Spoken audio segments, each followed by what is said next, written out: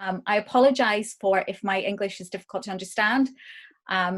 It's also Irish English, which makes it even more complicated, so forgive me. I am going to do this.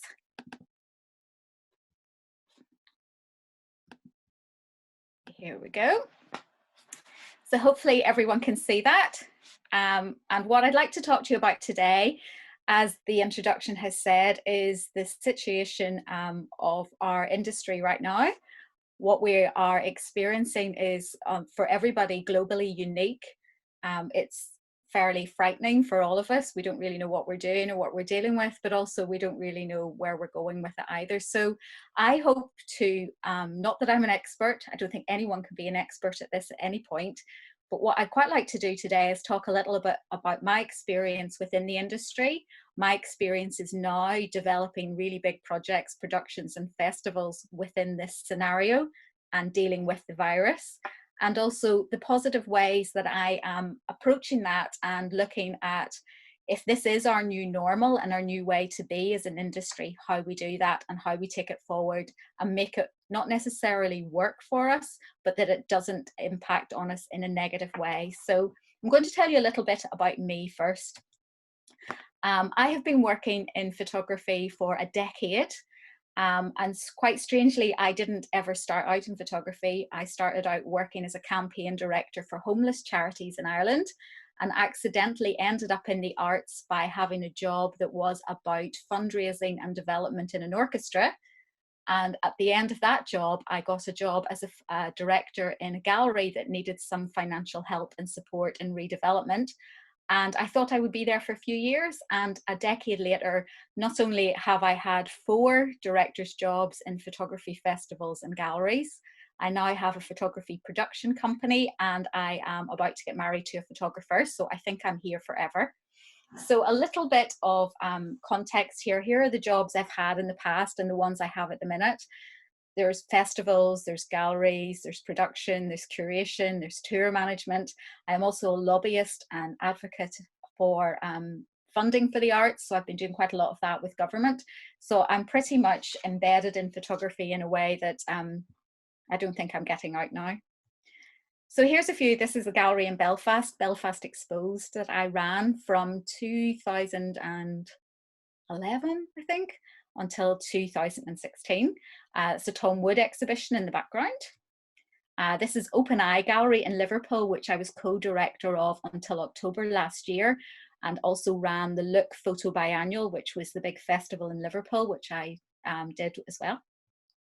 And this is what I'm doing right now. I've just finished the Look Photo Biennial, as I've told you. I'm doing Bristol Photo Festival, which is actually a new festival that hasn't been launched officially yet. It's been in development for about a year. Bristol in the UK has become a major hub for photography with the Martin Parr Foundation, the Royal Photographic Society, huge amount of the significant galleries and museums with really good visual arts sides to them. They're all in Bristol, and it's kind of moving the dynamic a little bit out of London towards Bristol. So it's very exciting that I've been asked to be festival director there.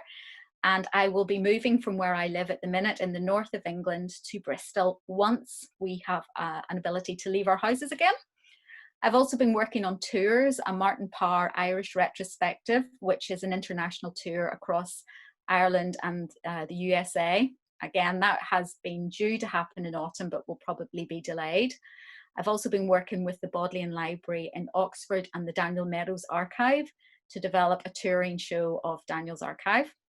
I've been doing some exhibitions, some of which are postponed, for Photo London, for some Royal Palaces exhibitions, and a Café Royal, for those who know the little booklets on British photography. I'm doing an exhibition there, and I've done a big international commission on women and identity, which will be for 2022.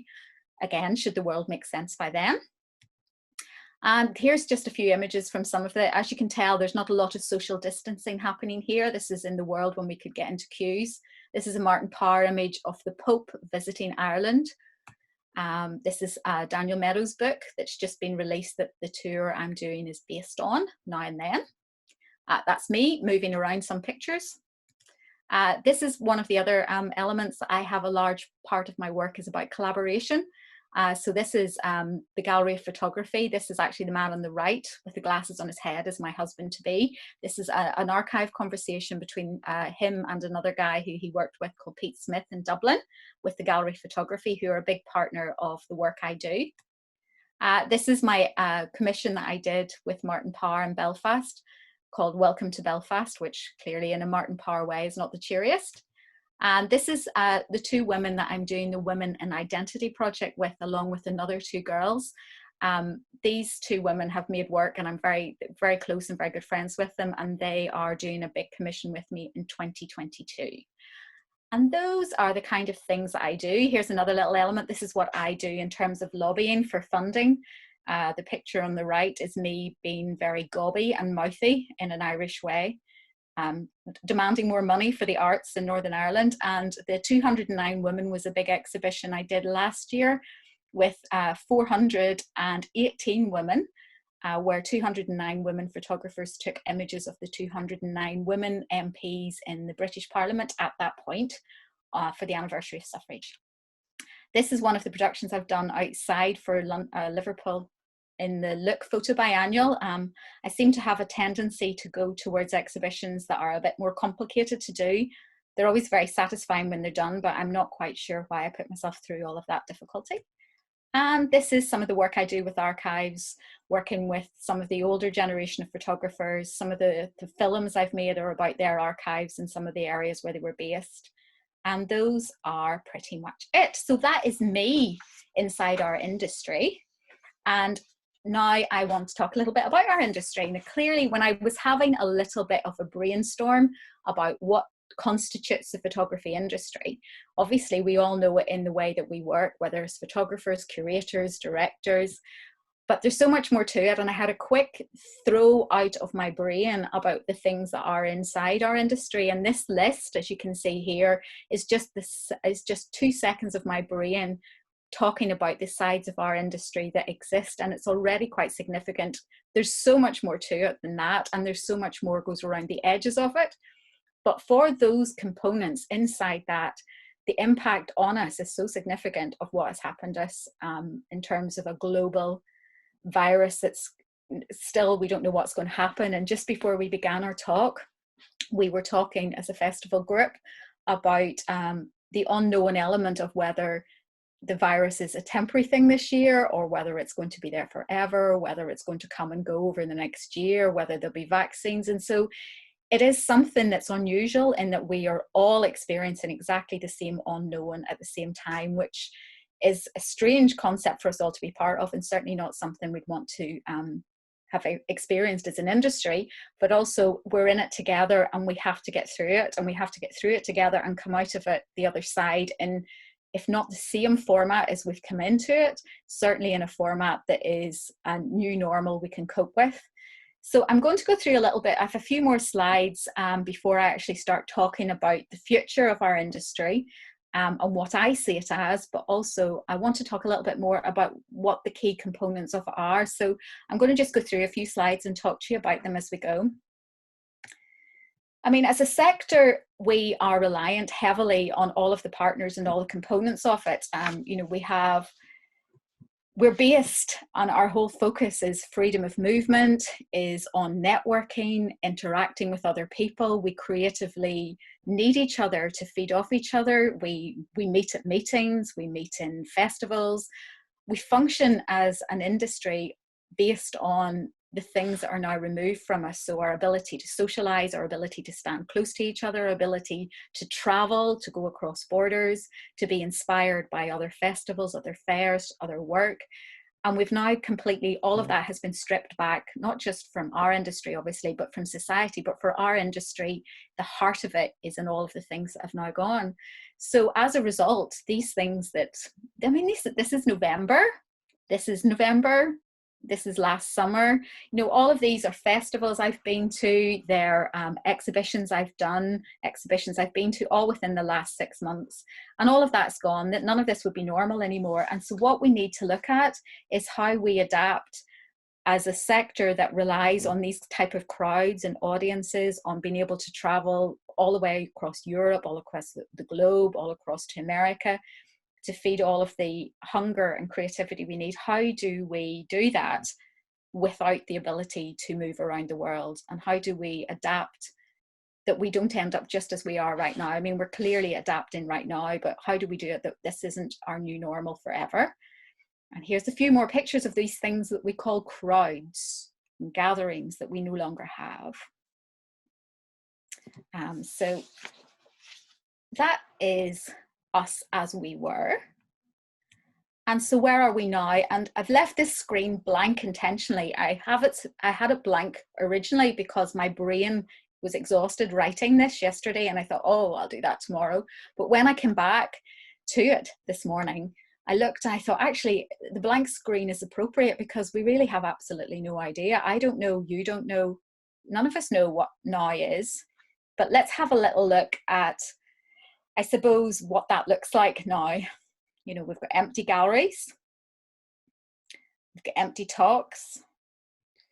And I think a key thing for me is that these physical spaces that we've lost, we don't lose that. We don't lose heart that we'll not get that back again. That's the real thing, I think, is there's no point in me rattling through and listing all of the fairs that have been cancelled. You know, this one in itself is a festival, the exhibitions that we all thought we might want to go to see this year, the programs that we've all put in place for the next few years. You know, work is sitting in warehouses, on photographers' hard drives, and printers' offices. There's commissions that we wanted to do, projects we wanted to do, tours we wanted to do, and they've all been put aside. But we can't lose heart that that's how it's going to stay. It won't stay like that, and we're all in it together, in that phrase that everybody seems to be saying now, which is appropriate. But as a sector, we are all in this together. And I mean, I'll give you a few examples of the things that I've been dealing with. So I have exhibitions, productions, tours, and a festival have all been impacted by the virus. And I have an inherently positive attitude and I can do pretty much anything. And even I am struggling a little bit with this, but I will be able to talk you through the things that I've come up with in terms of how I'm going to adapt around this, and we can see that. Now, this exhibition, 100 Heroines, was an exhibition in Somerset House in London as part of the Photo London Fair that would have been opening in about 2 weeks. And as a freelance producer, this was a really exciting project I was working on. I was working on with Verena Casper in Vienna and Cheryl Newman in London. They were curating it, and I was doing the boring production bits behind the scenes, and we were having a really solid experience with this. And it was one of those key things the three of us knew was really quite a significant exhibition, and it was all about women, and going to show in Photo London. And obviously Photo London has been postponed. As a result, so was this exhibition, but because of the timings around some of the work and the loans, the chances are this exhibition won't happen in the format it was going to anyway. So that's been really disappointing creatively for me, and personally. It's not been a massive financial loss because it was just a small sort of fee anyway, but it was the creative side of that has been very frustrated by that going. Then I had this exhibition as well, which is an interesting one. It was to mark the 75th anniversary of the Holocaust, and it was being run by the Holocaust Memorial Trust in the UK, the Royal Photographic Society, and a number of Jewish newspapers. And I have been asked to produce that as well. And it was photographers, a number of key photographers were taking images of the survivors and their families as part of a legacy project to show in the Imperial War Museum and the National Portrait Gallery. That has been postponed indefinitely. I'm not sure that will actually happen because of the age of the survivors, their vulnerability, and all of the issues that we're talking about now, and the unknown. So that's been disappointing because that was a really quite rewarding exhibition to work on. So that has gone. And then I'm going to stop at this slide and talk about a few more things for a little while. But the key challenge for me is the Bristol Photo Festival, as I mentioned earlier, has been in development for a year. A lot of us have put a lot of work and soul into it, and it's just in its early baby steps, to the extent it hasn't even been officially launched. We're building websites, we've got a program, we've got an engagement projects, but we can't actually talk about them yet. We can't even do anything with them yet. And at the same point, we're having to adapt and change an entire program that's been a year in planning before it's even been a real live actual thing. So that's been challenging.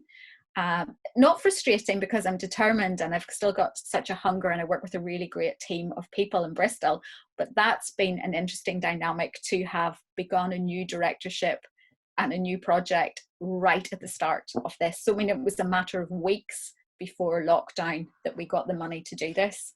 So I want to talk a little bit about what that means for us, not just me, what it means for us all. So we know ourselves that we are where we are. We don't know where we're going. We don't know where we're going looks like.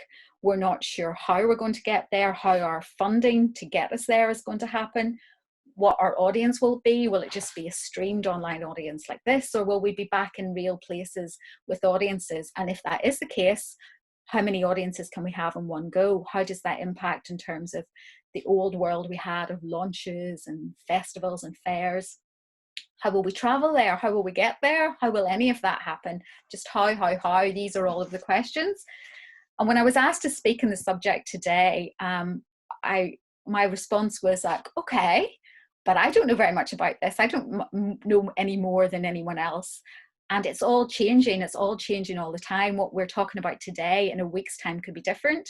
What I'm talking to you about today in the UK, from the UK, could be completely different to someone listening in France and Italy, where you are in the Ukraine, where you are in America. It could be entirely different today, tomorrow, next week for all of us. There's no consistency. So for that, it's very difficult because it's a very evolving situation separately for all of us, as well as being globally. So there's no point to me having any foresight because I don't have it. But what I do have as a person who's worked for a very long time, not just in this sector, but in very challenging sectors in general and in a very challenged country, because I was a fundraising director for a homeless charity during some of the key times of the Troubles in Northern Ireland. So I was dealing with a country that was in major conflict. I was dealing with the fallout of that in terms of politics, funding, the fact that some homeless people were in areas where they were the wrong religion to be. And I had to try to work around that strange dynamic, and also the fact that it wasn't a very well-funded place and didn't get a lot of money. And when it did get a lot of money, it was very dedicated to things that a lot of people weren't needing. So I've worked in a very challenged way before. I've also been a fundraiser during the times of austerity. I've been a fundraiser for an orchestra, which is never easy. And so a lot of this is not a challenge for me in terms of funding, but it is a challenge for me to work. How do we all as a sector move around these very strange, peculiar things? And that's what I think is at the core of our concerns. And what I'd like to say is, as a very positive person who has had ways and things to deal with like no other in Northern Ireland, I think the key thing that the arts sector has that very many others doesn't is our ability to adapt. And today's a good example. We're all trialing this very strange way of running a festival out today, but we're all doing it together. And we can adapt. And if you look at some of the visual arts organizations, some of the huge, big, unwieldy organizations, I'm not going to name any particularly, but some of the really massive ones have gone from being very key, old school, turn up, buy tickets, get in the venue, walk around the venue and leave, to streaming their exhibitions, their archives, all online very quickly. They've adapted, they've had to, but they've also wanted to.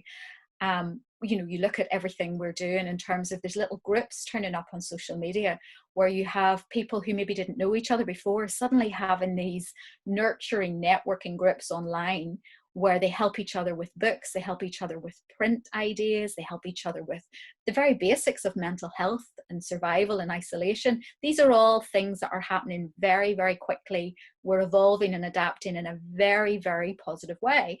And I think we should harness that and look at that as an energy that we should take forward and take some help and spirit from, because as a sector, that's not normal. That won't be happening in every industry and every sector around the globe, but it's happening in ours, and it's something to really take heart from.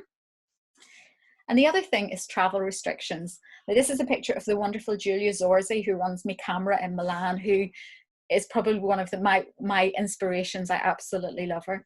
And I did an exhibition. I had the delight of doing an exhibition with her in January before the world all fell apart. I was in Italy doing this exhibition with her in our innocence. Lots of people, lots of hugging, lots of kissing, which seems such a long time ago now, and it was really only a few months. But the travel restrictions that have come as a result of borders closing, our need to stay locked down, our need to stay at place where we aren't allowed out sometimes, some countries. And I think the restrictions that that's imposed on us have been quite challenging for our industry. I know for a lot of photographers who are freelance and work on big commissions, it's completely removed their work. And it's also completely changed how I've been thinking about the productions and the things I've been working on, because all of them were predominantly international. And that was what made them energetic. That's what gave them their heart. I don't want to just do exhibitions that are about England and about Ireland. I live here. I can see all of that stuff every day. I want to do productions that take me and meet new audiences. That's what this is about. And so the idea of only being able to stay in one place is just, I think, one of the things that I would find the most challenging. So what I've been talking and thinking about in terms of what I'd like to do and what I'd like to work on doing is having a sense of an industry body around fairs and festivals, for example, where we look at those calendars of year and we look at, you think from maybe May to September, we are full every year of festivals, and we're full of things that we all want to go to, or we all feel we should go to, or we're all part of. But that's not going to be possible even whenever our borders start opening, and that could be another year. When they all start opening, we're going to have different travel. We're going to have a different way of traveling. We're going to have more expensive flights because a lot of the airlines are going to take the middle lines of seats away. We're also going to have potentially countries that all have different rules about entry, different rules about coming and going. The freedom to maybe just bob backwards and forwards against borders is maybe necessarily going to be there with or without Brexit. So we're going to have to think differently. And part of what I thought is having a look at what we do in a calendar as a year. Is it possible that we work as a big unified industry and go, right, do we need to have 7,000 trillion million festivals between May and September every year? Why not look at a 24-month period and let's plan and stagger and work as a unified industry and make sure that we can all go to as many as possible without excessive travel, without the need to not do these things because we can't go over borders. So rather than not be able to do festivals and fairs, we do them by having a better control over our travel.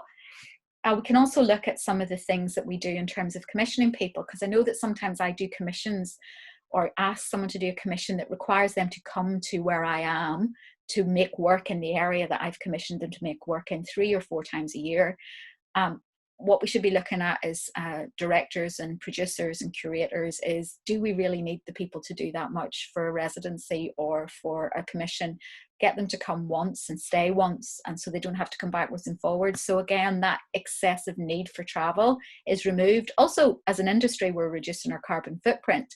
And I think that's going to be really important for us all moving forward as well. But I think the fact we won't be able to travel as much, we should be looking at a way of making very positive travel and making as much from each travel and each journey as we can. Again, this is all thoughts from one person in an industry. It would be so interesting to pull together a group of people from the industry who could all start working out as a way, as a unit, how we work together. Which brings me on to my last point, which is about resources.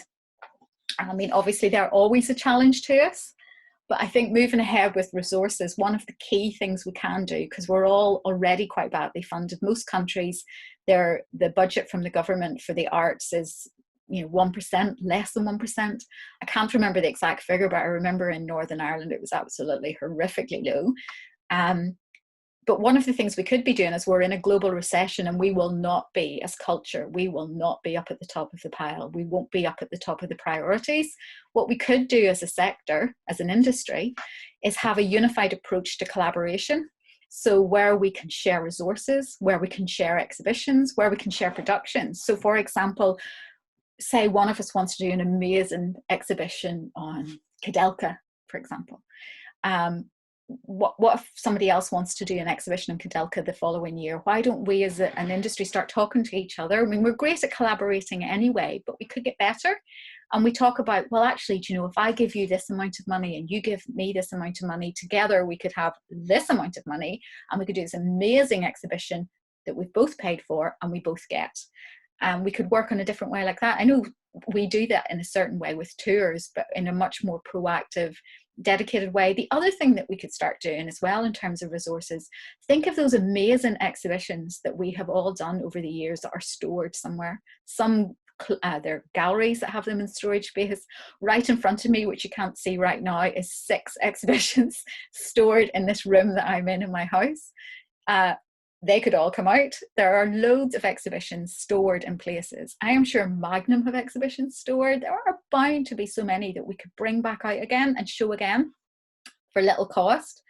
We've also got the ability, I think, to look at the fact that we can loan each other resources, core resources, that we can share the costs of staff for having like shared HR resources, shared marketing people, the ability to go, I need a marketing person for 5 days a month. Someone else needs a marketing person for 2 days a month. And suddenly we have a person that we all individually pay for across the sector, but they do the marketing for us as a sector. We had to do that in Northern Ireland, actually, at one point when our arts funding was cut substantially and our government refused to go to work. So we had a large time where we were all sort of lending and borrowing finance people and HR people, and it worked quite well.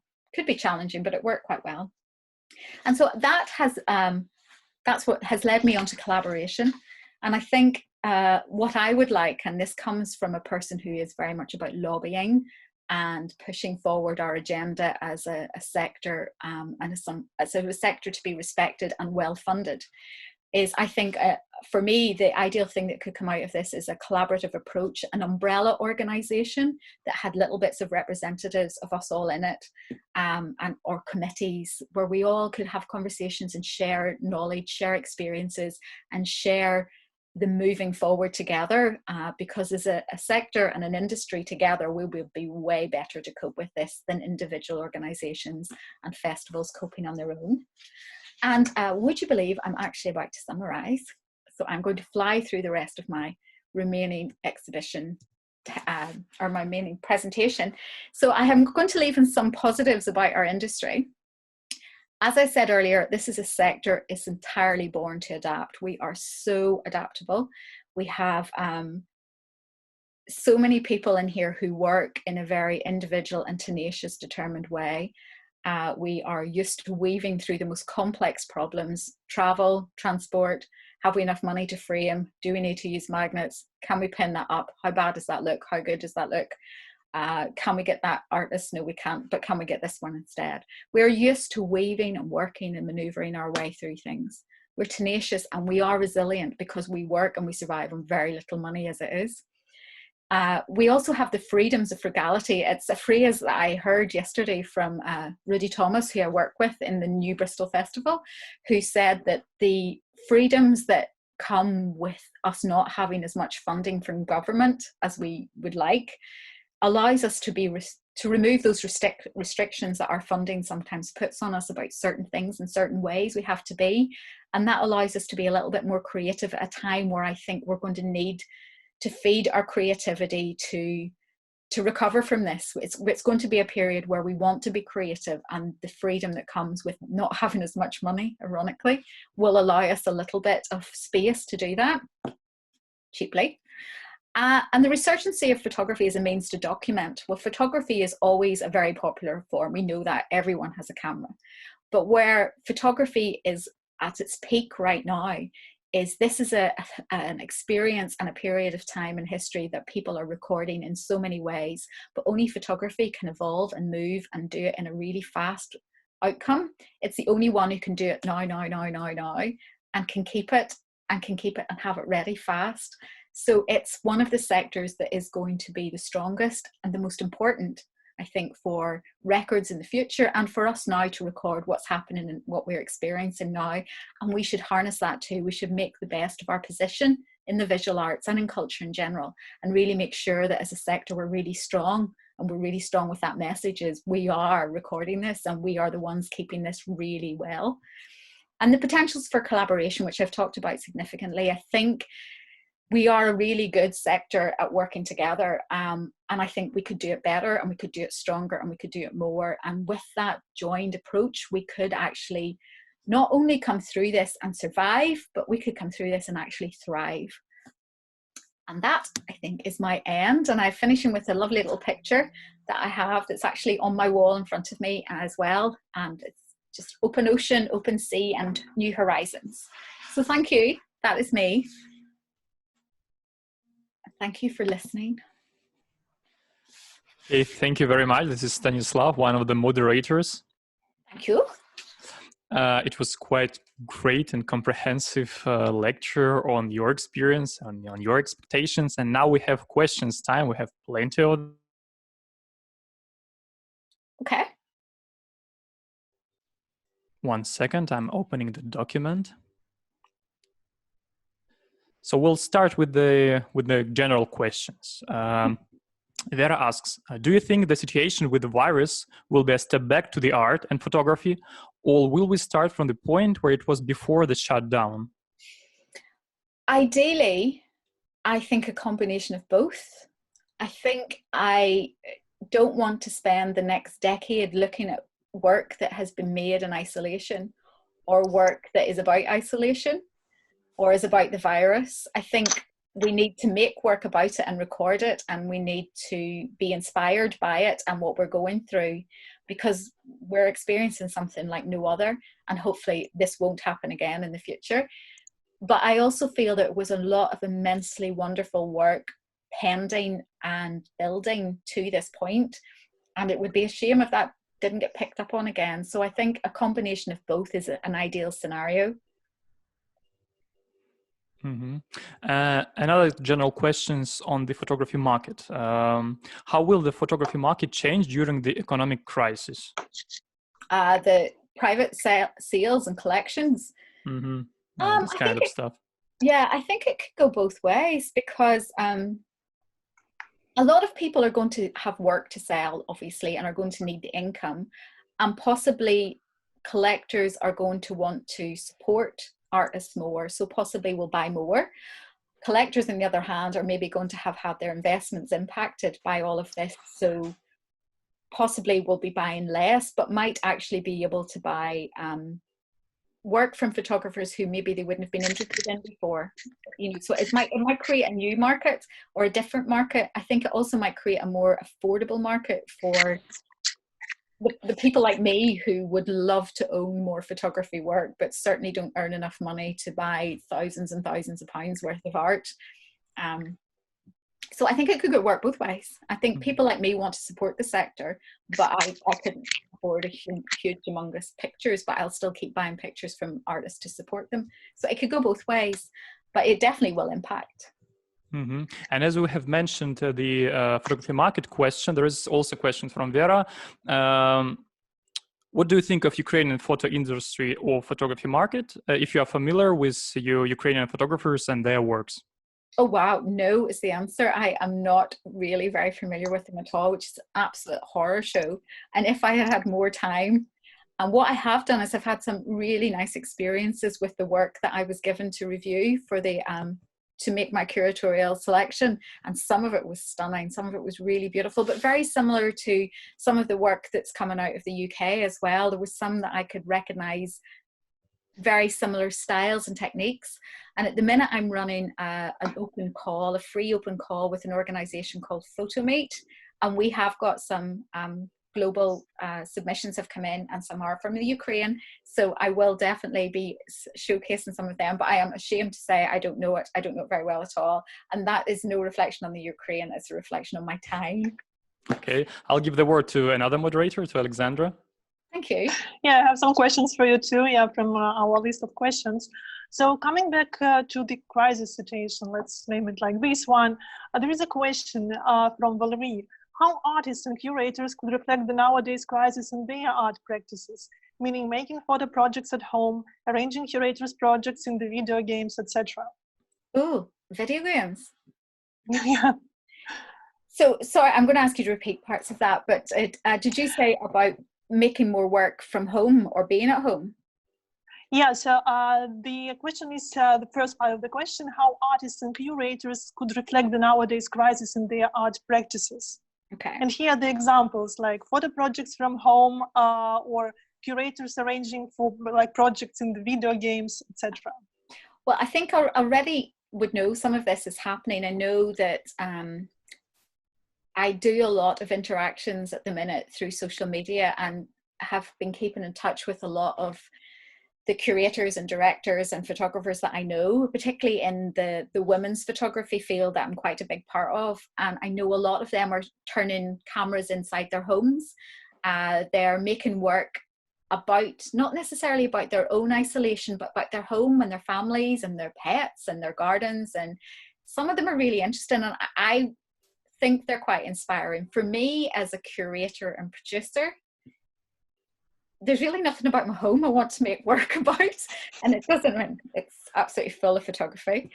I think I'm looking forward to the freedom to take things out again. So what I'm doing is less creative and is probably much more functional now, where I'm embedding some of the really boring things like funding and databases and how to do good governance documents. So I'm being anything but creative, but I'm doing the really boring bits that you don't get time to do when you're being creative. But I think I get a lot of my inspiration from seeing other work, from meeting other people, talking to other people, and I do miss that element of it. But I am also benefiting from the online streaming, the fact that I can have a little tour with my coffee through MoMA's collection. It's very nice. I don't even have to put my shoes on to do that, you know, so I'm enjoying that bit, but I wouldn't say I'm being creative, but I know an awful lot of people are.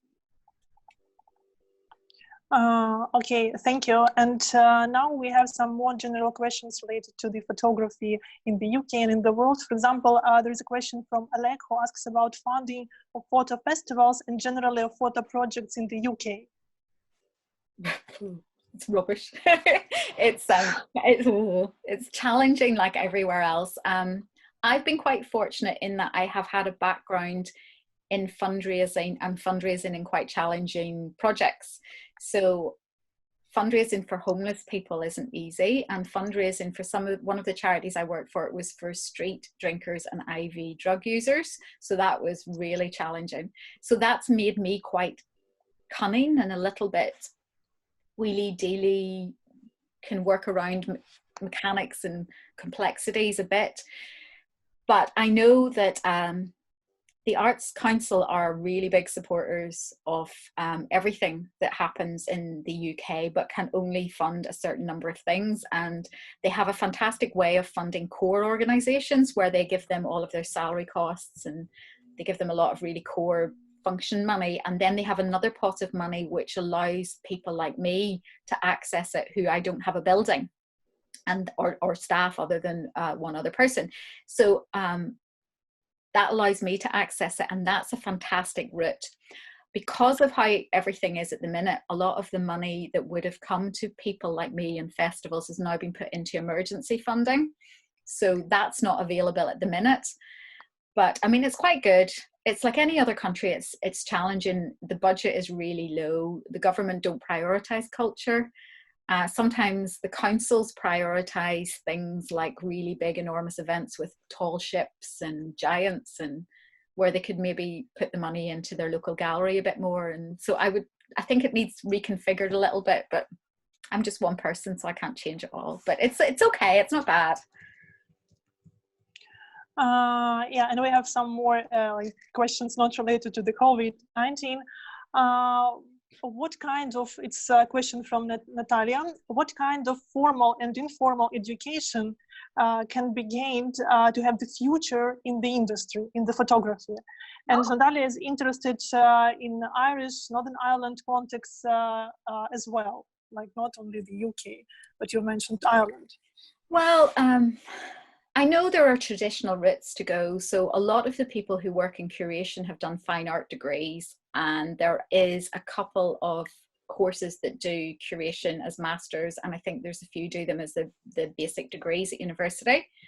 I obviously didn't go that route at all. My degree is in history, And I ended up working in charities, as I mentioned, which were completely irrelevant to my degree, and ended up into an arts organisation pretty much using my degree 20 years later. But that's quite an unusual route.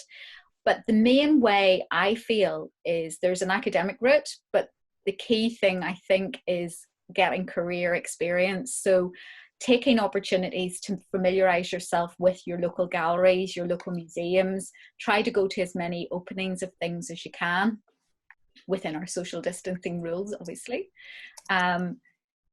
Make yourself familiar to the galleries. You know, if there's opportunities to volunteer, go and do some of that within reason, obviously, not be slave labour.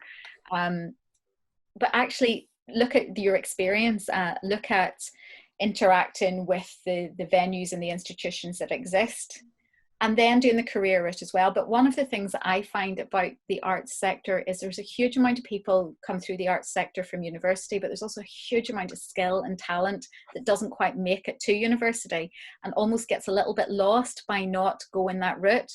So I know a lot, what I would quite like to see is a lot of opportunities for people who are at colleges or haven't gone to college or have just left school and can go straight into working in internships, or what we used to have in Britain were apprenticeships, that they could have apprenticeships in some things like curation, and they don't necessarily have to go to university to have those. They can just pass exams and pass interviews as they go. So I think there are different routes to go, but the main one I would see as the most beneficial, and where I have found most of the really core and most significant staff I've had has come through coming to work with galleries and interacting with the galleries. And I mean, even if you know people who are photographers, that they introduce you to galleries and museums and curators and directors, a lot of what we do is based on personality. Personality and experience, it goes far further than loads of qualifications, I think. Thank you very much. And we have one more question, which is related to the coronavirus. The question about the future. Very is interested in how do you see the future after the quarantine, meaning how the festivals, residences, and galleries, museums will be opened, especially those who have planned some projects and exhibitions already, which are paused now. How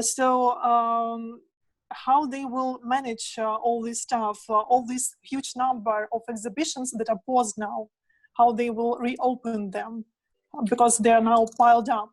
Yeah, well, I think it'll happen in different ways. So to take my example of what I know, so I have a festival in Bristol that is partnering all of the major institutions and galleries and museums in Bristol. So each one of them is going to have a different way of dealing with this. So for example, one of them have moved a show that was a huge investment for them this summer. They have moved it to next summer, which then has a knock-on effect in the show next summer.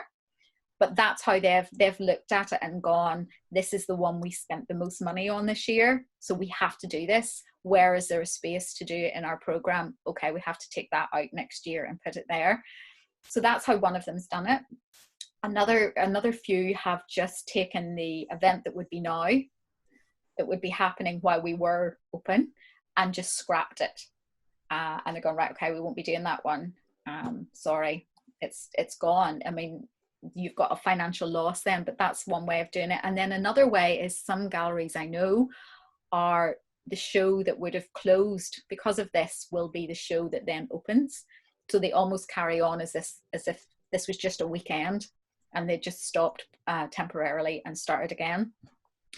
What I think will be impacted by all of that isn't necessarily the programs, because most galleries struggle with their program all year anyway. It's actually quite easy, not easy, but it's good almost to have a little bit of space, because you can reconsolidate your resources a bit. You can think about, am I going the right way? It's like you've taken a little break to re-look at things. So I think that's not a bad thing. I think where some of the things might be impacted is commissions.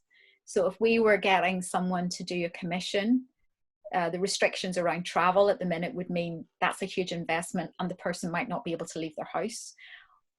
Commissions are always fairly long term, and they're a big outlay a few times. So you pay someone at the start for research and development, you pay someone at the end for the commission, and then you've got the production costs. So they're quite big chunks of money.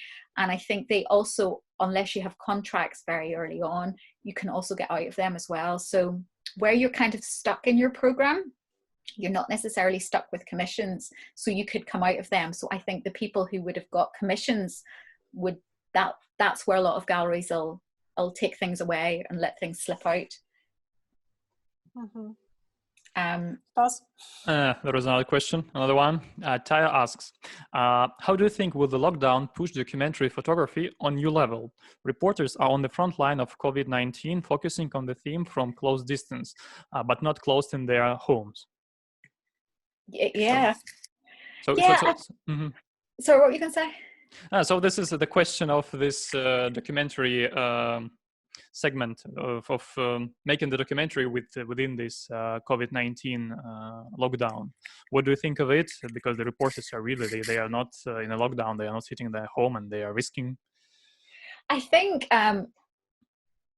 they're obviously almost like key workers.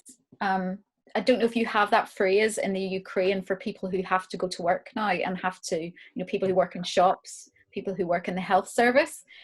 So it's important that we have a documentation of what's happening. I understand that they probably shouldn't, for themselves and the people they're taking pictures of, they probably shouldn't be too close or out and about too much. But I think knowing how important it is that we record it all, I think it's important that it is done. I know pretty much most photographers I know are trying to do it in some way, even if it's just when they have their exercise each day, they take their camera and they capture pictures of quiet streets and empty buildings. And I think it's important. And do you think it will push the documentary to the next level? Yes, absolutely. I do. I think the much misunderstood documentary photography, which my partner wouldn't call himself a documentary photographer, but he's plopped in a documentary photography box quite often. And I feel that it's quite often misunderstood or a little bit misrepresented probably. And I think this experience now for all of us is going to make everyone a little bit more like a documentary photographer. And maybe those boxes that had lots of definitions of what was this type of photographer and another will change, because we're going to have everybody documenting things. And I think that's a healthy thing for our sector, that these boxes stop existing. So this might be one of the things that's a positive from it. We have everyone, no matter how much of a fine art photographer you are, that you're still documenting a process and an experience. Thank you. So do you think we're going to expect a lot of COVID dedicated exhibitions after the quarantine? Oh, I don't know. I don't know if I'd want to see any. I think it's important it's there as a record. I think it's important it's captured as information. I think it's important we have some projects, but I definitely don't want to come out of this and see 10 years of COVID projects. I'd love to see things that were around beforehand further developed, or things that come from this that are developed. I definitely am not sure I want to see lots of pictures of people's gardens and cars with nobody in them, and lots of houses, lots and lots of children. I think there'll be a need for some of them, but I definitely don't want to have that and nothing else. Okay, and there is another question in the comments section on Facebook. So people, they would like to use this opportunity that we are now at your home and they're asking about the books and photos behind. Maybe you'll tell some words about them. Okay, well, I can actually. So this picture is, I don't know if you can see it with the light. Not very good. This picture is better. One by Ken Grant, who is actually the husband that I was talking about. This is a Martin Parr magnet, if you can see this. I got that as a present for somebody thought that was a birthday present. This is a picture by Kirsty Mackay, who's a Scottish photographer who's been making work in Glasgow on poverty. And she gave me this picture as a gift, which I love. these are lots of books that are various bits of research that I occasionally pop up and down to. And the photographers A to Z, I'll be going straight into the Ukrainian ones when we're finished talking. And this is a Chris Killip poster of his new book. This poster came from the Martin Parr Foundation. So, and then these books behind me here are all my husband's books that are published by RRB Publishing, who I work with in the festival. So it's kind of just everything that's quite handy and convenient to me, but these are the little bits that I work around in what is a room full of exhibitions and mess and test prints. This is the tidy corner. Okay, thank you. We'll have a look if we have some other questions. Yeah, we have one more question. This is about galleries in your country. Which are the most significant galleries in your country which have some interesting perspective on photography? And this is one part of the question. And there is another one, and then I can split them like in two. Do these galleries differ depending on the area or direction they cover, or do they have some different principles they use or reasons to choose the photography for their exhibition, for the display? Okay, well, I can answer that a little bit because I have worked and been director of two of those. So where I live at the minute is in Merseyside, which is part of Liverpool, or it's where Liverpool is in Merseyside. I live on the outside of it. But the gallery that I was co-director of, Open Eye Gallery in Liverpool, is it was formed years ago by photographers in the area to be about photography and photographers in the area. And I know that it's developed over the years. And has done a lot of shows, has shown Tom Wood, has shown local photographers like John Davis. It also now has gone into working in a very socially engaged way. So a lot of the work they do now is about the community and the community of Liverpool and photography as a tool around community engagement. So that's one gallery.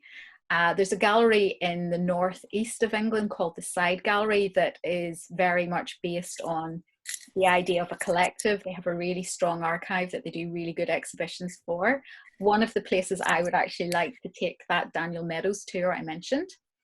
I ran a gallery in Belfast called Belfast Exposed, which was formed out of the Troubles in Northern Ireland as a way of photographers representing the community in Northern Ireland that they felt wasn't being represented properly by the mainstream media.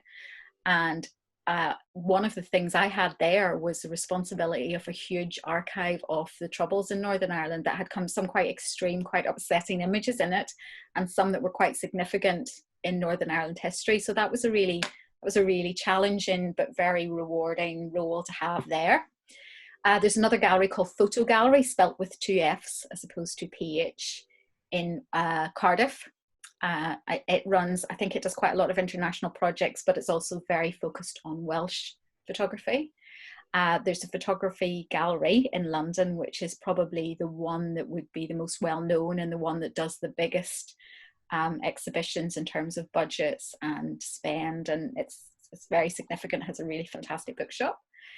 And then there's also one in Glasgow called Street Level, which to my shame I've not been to, but it does a lot of really good exhibitions and really good hardcore community exhibitions as well. So they're all smaller ones too. There's a couple of projects that are run without a gallery space called Multi-Story, where they do projects in the community in the Midlands, and then they do exhibitions in really unusual local venues, town halls, on the street. They have a fantastic festival called Blast. There's also a project called Green. They do lots of mentoring for emerging photographers. They offer bursaries. There's a lot of big organizations to support women. There's one called Fast Forward Women. They do a lot of international projects. There's one called Firecracker. They do a lot of support for female photographers. So we have a huge array, and I know I'll have forgotten somebody, but there's a huge array in there of organizations that offer real solid support and do a lot of work around promoting photographers who are either maybe emerging photographers or that stage in their career where they've become quite stagnant. And there's also a couple of organizations have started up by photographers who saw themselves maybe not represented by all of these big galleries. So there's a group of photographers in Liverpool called 6x6 who've set up their own little gallery space and do their own projects and self-fund them. And then there's another organization that I'm working with at the minute called Photo Meet, and they are the same. They do lots of self-funded support for organizations. And then you have the Martin Power Foundation that's recording and keeping the history of British photography in a big archive space. It's got some amazing things in there, like dummy books from Chris Killip, and it's just got the most amazing work, originals from Gilles Perez, some amazing things in there. And then you've got, you know, your private galleries as well, which are all over London particularly. So there is a lot. And we've got the V&A, which has a big photography section too, and there's a lot to see. Okay, once we'll come there after this lockdown. Once we can. Okay, I see that we have no questions. So Tracy, thank you so much for this comprehensive talk, for all your answers for the questions. And I see that Katya asks me to thank you for this inspiring talk. It was really inspiring, and we have lots of information to think about afterwards. Thank you. Thank you for asking me.